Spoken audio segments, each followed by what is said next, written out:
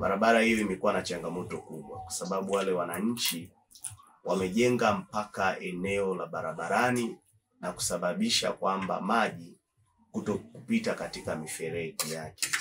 Na barabara hiyo imekuwa haina mitaro kwa sababu kuta za wananchi hao wameweza kujenga katika eneo la barabara. Kwa hiyo mvua zinavonyesha, barabara imekuwa ikiharibika kwa sababu maji mengi yamekuwa yakipita barabarani.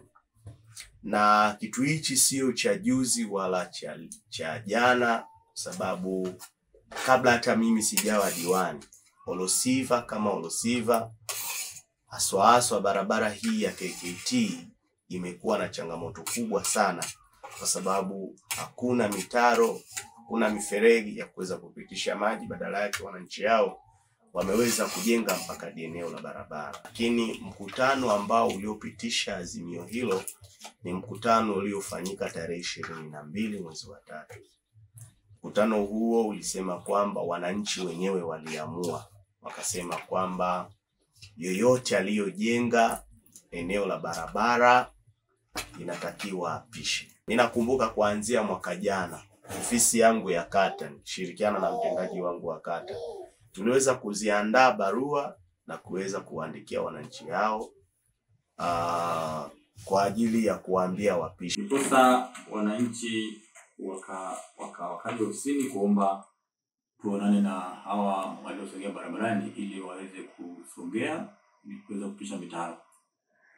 Ofisi kama ofisi walizungumza nao rafiki sana, lakini wamekaidi. Kabidi tukatoa notice tarehe 12, nakumbuka ilikuwa ni tarehe 12 mwezi wa 12, kwamba ifikapo tarehe 20 mwezi wa Januari mwaka huu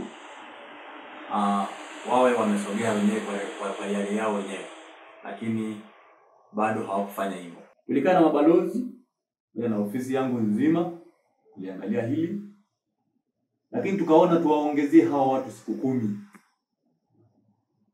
Lakini wakati huo tuendelee pia kuzungumza nao, kuongeza siku 10.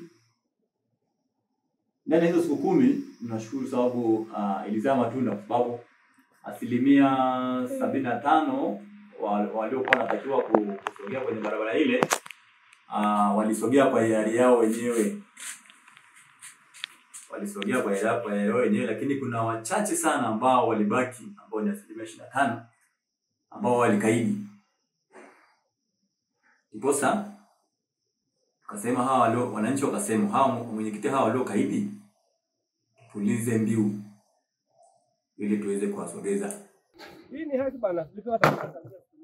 Ndio. Ila sasa tulikuwa tujui kwamba itakuwa kweli, maana siku zimekuwa tunaendelewa mambo ya huku kijiji lakini haendaki. Tukajua na yenyewe ni uongo tu. Kwa sasa tunaona imetimia, hatuna la kusema.